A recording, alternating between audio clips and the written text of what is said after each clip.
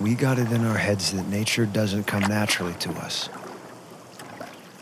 We think of it as something that's over there, something for weekend trips, a place that you visit 3 hours down the road. We think nature just waits for us on the far side of a toll booth, and that a million people means there's no room for where we live. And we are wrong. Because nature isn't a vacation spot. It is our survival.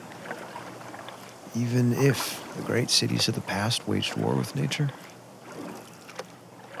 the great cities of today are the ones fighting to protect it.